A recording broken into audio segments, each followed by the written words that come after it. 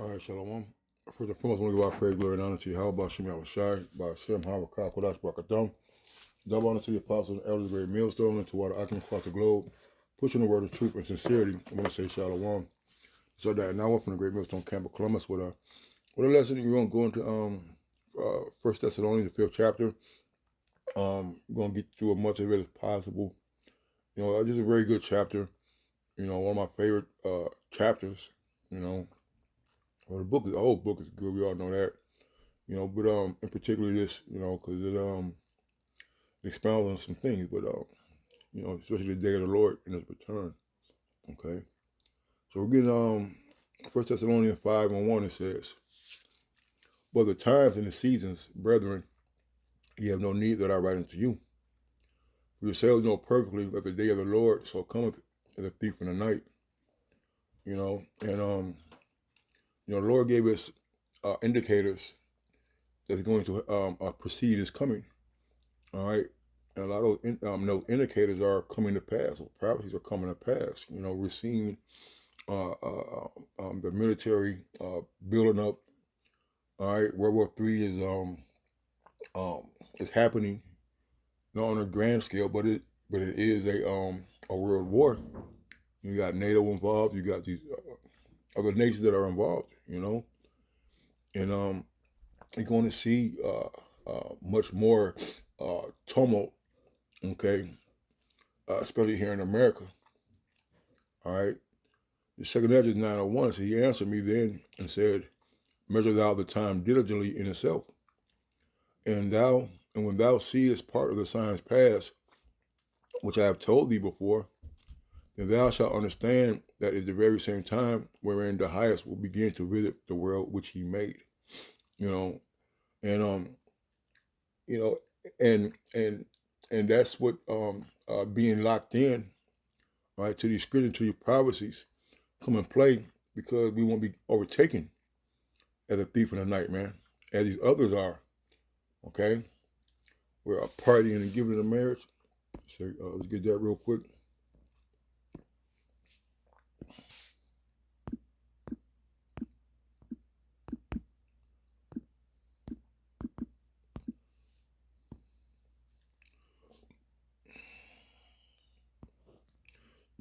This is Luke 17 and 26.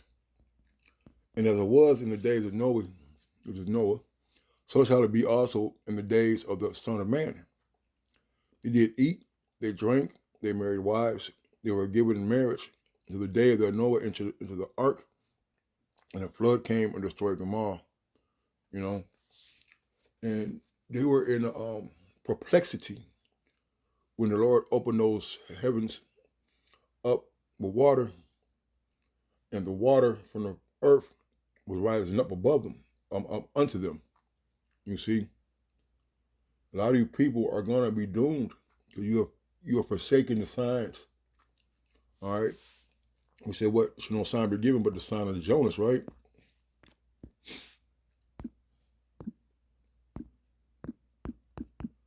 Let's get that, because these people think they got time to finish their BS, man. All right.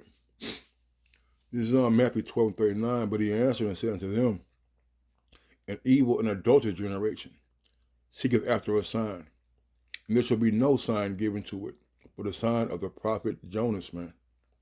All right, so the sign that you have is the men of the Lord out here on the highways and the byways, man, doing these videos. All right, I'm preaching the gospel of Yahweh Shem Yahushai. All right, you want the Lord to come down and physically tell you on this day, look for the blue jay flying across the Golden Gate Bridge and drop a fish. You know, all right, the Lord doesn't work that way. He gives you metaphors and analogies and comparisons and similitudes of the things that are going to transpire upon His return. All right. First Thessalonians 5:3. "But when they say peace and safety, then sudden destruction cometh upon them, as travail upon a woman with a child, and they shall not escape. these people are pushing a doctrine of there is going to be no Jacob's trouble. You see, Jacob's trouble already happened. All right, but Jacob's trouble is going to be a lot of lamenting, a lot of death. Okay, you see, the Lord is preparing us for the upcoming troubles. You see, and when Jacob's trouble hits, it's going to be a very noticeable turn of events going on at that time. He said, prophesy corn and wine. Get that real quick.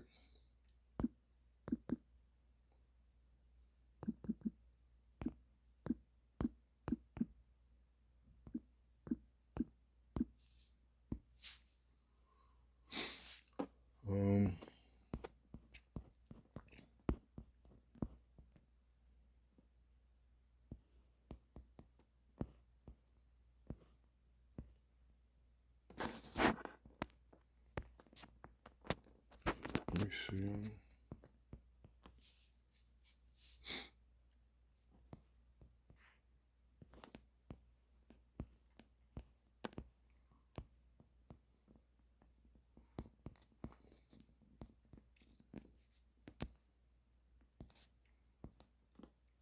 Let me see. I think it prophesy corn. Let me see. Let me see if I can find it.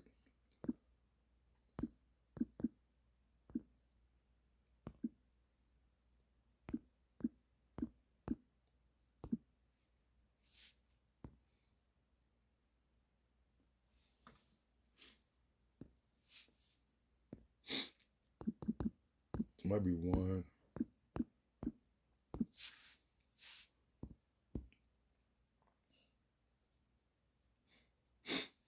Right. This is Micah 2.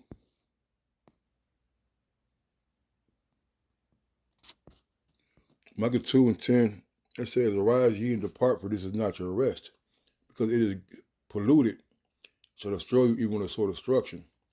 All right, so this place that we're living in is a place of death. All right. Scripture say, yea, though I walk through the valley of the shadow of death. Okay, this is the place of death. Okay. The way the system is set up is designed to keep you trapped, to keep you broke, to keep you dependent on Esau. The vibration they put out there of homosexuality, pedophilia, all right, metrosexualism. Okay, the place is surely turned upside down, and this place is a place of utter degradation, man. Okay, and those who attach to it, take hold of it, they're going to die. They're going to be in sore displeasure and anguish during the time that they get trouble upon the return of our Lord. I said, it's appointed for man walking in the spirit and falsehood do lie, saying, I'll prophesy unto thee a wine and a strong drink. He shall even be the prophet of this people. You see? And a lot of these leaders, they're prophesying lies into you, man. There's not going to be that Jacob's trouble. There's not going to be a rounding up of citizens to these FEMA camps. The MOTB, the mark of the beast, is not the RFID microchip, so therefore you can take it. You see? Because these people are in the mind of Esau, thinking that their house is going to continue forever. This place has to go down, and it will go down. Thus saith Yahweh me outside. All right. Verse 4. But ye brethren are not in darkness, the day should overtake you as a thief. Ye are the children of the light and the children of the day. We are not of the night, nor in darkness. Right, man? Because the Lord showed us this truth. All right? He called our darkness to a marvelous light. You see, so now our eyes are open to see and understand the revelations and the prophecies of these scriptures. Okay, and we are in a very um, beautiful situation that the Lord has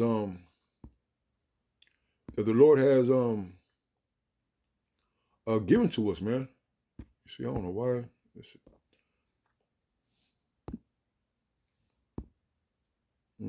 Look at that. Let's get the word marvelous. Let me put light. Hold on.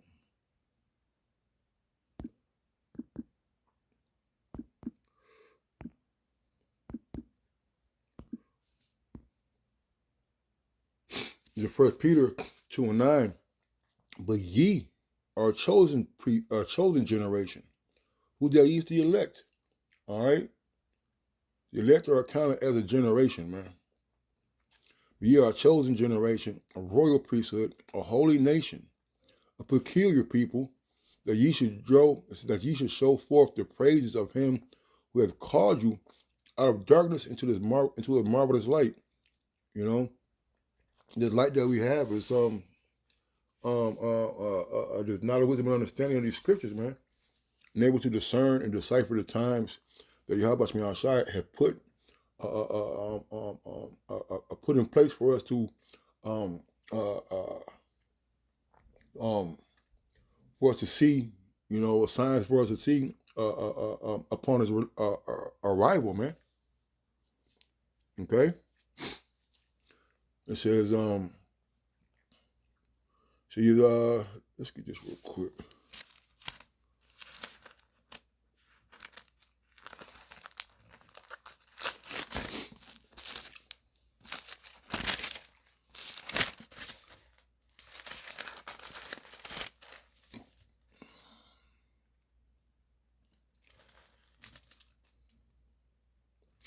It says, this is Luke 21. Let me start at 34. It says, take heed to yourselves, lest at any time your hearts be overcharged with surfeiting and drunkenness, and cares of the life, so that they come upon you unawares. Whereas the snare shall come on all of them that dwell on the face of the whole earth. Watch ye therefore and pray always, that ye may be accounted worthy to escape all these things that shall come to pass, and to stand before the Son of the Most High. You know, and that's very important, because those who are walking after this manner, they're walking in darkness, man. They're walking in a spirit of Barabbas. Okay, Barabbas. Okay, you know, and they're consumed with the cares of this life, and they're not able to see the signs of Yahweh Shai's return. Okay, it says, verse 7. It says, "For they that sleep in the night; they that be drunken are drunken in the night." You know, and they are, man. These people are um um are come on, man.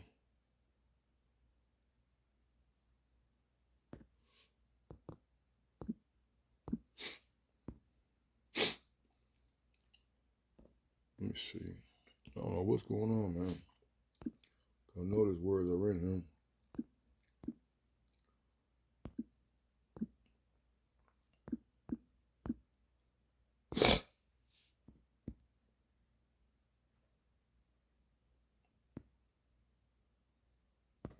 Nope. That's crazy. These are acting like funny, man. I gotta get it. You do it like this.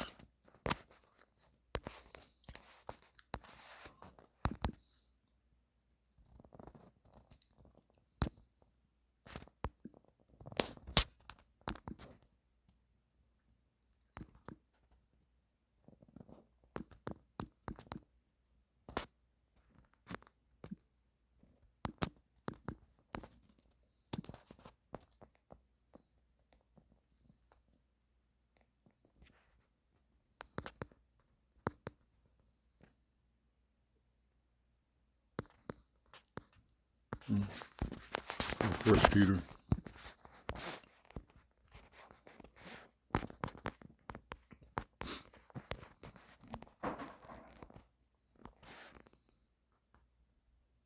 Yep, this is. Come on, man. I put revelings, or I put banquetings. Everybody spell that right. Anyway, First Peter 4:1 said, for as much then as Mashiach has suffered for us in the flesh, army shall likewise with the same mind, for he has suffered in the flesh, has ceased from sin, that he no longer should live the rest of his time in the flesh to the lust of men, but to the will of the Most High. That's the point. And for the time past of our life may suffice us to have wrought the will of the Gentiles, we walked in the seriousness, lust, excess of wine, revelings, banquetings, and abominable idolatries. All right, that's what's walking around in darkness, man. Okay, walking after the cares in the world. Okay, walking after our former selves. Okay, all right. See, those things we've done should have been enough. You know, we gotta guard ourselves against those things, man. You know, they always try to pop their head back up, and sometimes the battle become very, very hard, man. All right. That's another one I want to get real quick.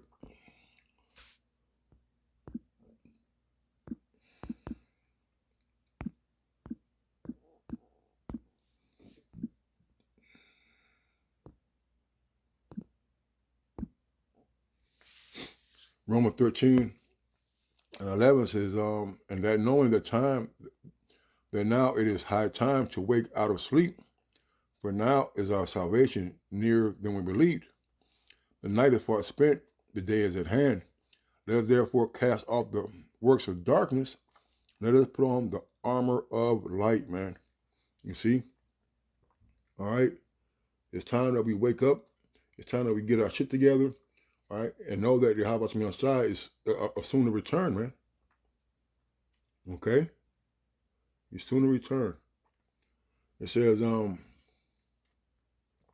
verse 8, back in 1 Thessalonians 5:8, it said, but let us who are of the day be sober, put on a breastplate of faith and love, and for our helmet, the hope of salvation. You know, the scripture talking about Ephesians, and put on the whole armor of the Lord. So we can stand the fiery darts of the devil, man. You see, we gotta make sure that we are equipping ourselves, okay, with the protection that the Lord gave us. But the Most High has not appointed us to wrath, but to attain salvation by our Lord Yahushua, who died for us, that whether we wake or sleep, we should live together with him. You know, because the dead and Messiah gonna arrive first. All right. You know, and then the elect's gonna get beamed up.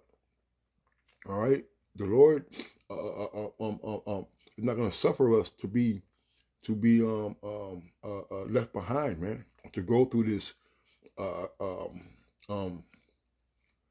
Jacob's trouble, so to speak. All right. So, but he shall be saved up out of it. All right. Who's the he? It's the elect. All right. So wherefore comfort yourselves together and edify one another, even as also you do. All right, and that's our job, to encourage and build brothers up. You know, to strengthen the feeble knees and the weak hands, man. All right, because there's going to be a lot of tumultuousness going on. All right, when the Lord starts to let Esau really run rampant. All right. It says, and to esteem them very highly in love for their work's sake, and be at peace among yourselves. You know, I guess, you know, that's basically just, you know, but the days of the Lord, man. You know, it said, now we exhort your brethren, warn them that are unruly, comfort the feeble-minded, support the weak, be patient toward all men, man. You know, and that's a good attribute to have. You know, good attribute to have, man. You know, because we need those certain qualities, all right, to to help Jake, who are a little bit weaker, to endure, you know? A little bit weaker to endure. Let me see this.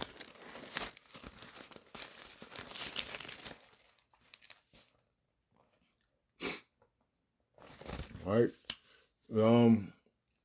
It says,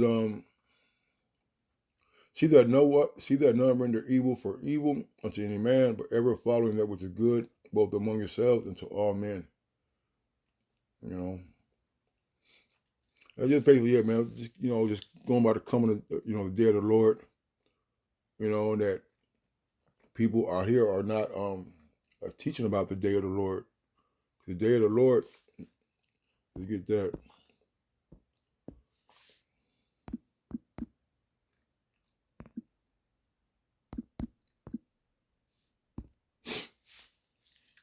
It says, Amos 5:18, it said, woe unto you that desire the day of the Lord. To what end is it for you? The day of the Lord is darkness and not light. As if a man did flee from a lion and a bear met him, or went into the house and leaned his hand on the wall and the serpent bit him. Shall not the day of the Lord be darkness and not light? Even very dark and no brightness in it, man. Okay? So the day of the Lord is going to be a terrible and dreadful day for the world, man. Or he's not coming back for party hats and Zulus and Wham Whams, man. Might be coming back with a mighty host to lay this place desolate, all right, and to render the judgment written, which this place is going to get destroyed, you know. So y'all want to say call law, y'all about to be shy. Y'all want to say apostles and the other great millstones. Till next time, shalom.